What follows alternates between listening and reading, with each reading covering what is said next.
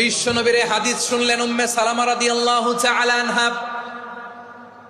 ওনার স্বামী হলো আবু সালামা। মজার ঘটনা খেয়াল করে শুনেন আমার প্রিয় কলিজার টুকরা ভাইয়েরা। কানগুলো খরগোশের কানের মতো খাড়া করে আমার দিকে তাকান। সাইয়্যিদাতুনা উম্মে সালামা রাদিয়াল্লাহু তাআলা আনহা, ওনার স্বামীর নাম আবু সালামা। শ্রেষ্ঠ দম্পতি, শ্রেষ্ঠ ফ্যামিলি। প্রথমে হিজরত করেছিলেন হাবাসায়, পরে হিজরত করেছেন মদিনায়। উহুদ যুদ্ধের পরে ওনার স্বামী আবু সালামা ইন্তেকাল করলো, শহীদ হলো। সুবহানাল্লাহ পড়েন। যখন আবু সালামা ইন্তেকাল করলো, উম্মে সালামা রাদিয়াল্লাহু তাআলা আনহা কেঁদে কেঁদে হয়রান। আর নবীর শিখানো বাণী অনুযায়ী তিনি বারবার পড়ছিলেন ইন্না লিল্লাহ। কি পড়ছিলেন? মুই কই যামু, কি হরমু, এগুলো বলে নাই। কি বলছে? ইন্না লিল্লাহ।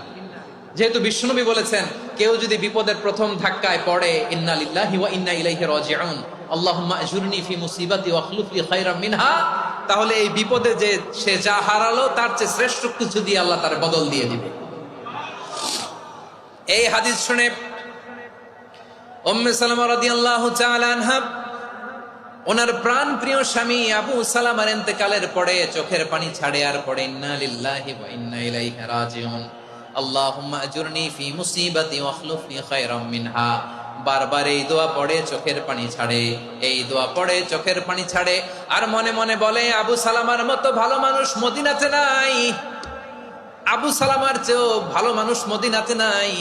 তার চেয়ে ভালো মানুষ কি করে আল্লাহ তাআলা আমারে দিবে? তার চেয়ে ভালো মানুষ তো আমি মদিনাতে দেখি না। চোখের পানি দিয়ে বুক ভাসায় আর নবীর হাদিসের উপর আমল করে পড়ে ইন্না লিল্লাহি ওয়া ইন্না ইলাইহি রাজিউন, ইন্না লিল্লাহি ওয়া ইন্না ইলাইহি রাজিউন। পড়তে পড়তে চোখের পানি ছাড়ে আর চিন্তা করে বিশ্বনবী বললেন এই দোয়া পড়লে যেটা হারালাম তার চেয়ে ভালো কিছু দিয়ে আল্লাহ পুরস্কার দেয়। আবু সালামার চেয়ে ভালো মানুষ মদিনার মধ্যে আর কে হতে পারে? কি আজীব তামাশা, কি অবাক করা ঘটনা।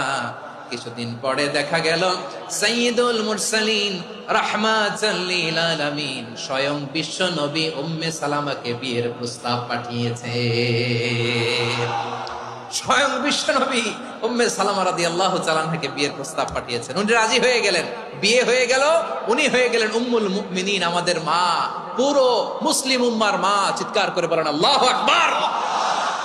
তাহলে আমার প্রাণ প্রিয় ভাইয়েরা, বিপদে পড়লে আমরা পড়বো ইন্না লিল্লাহি ওয়া ইন্না ইলাইহি রাজিউন, আল্লাহুম্মা আজুরনি ফি মুসিবাতি ওয়া আখলুফ লি খায়রাম মিনহা।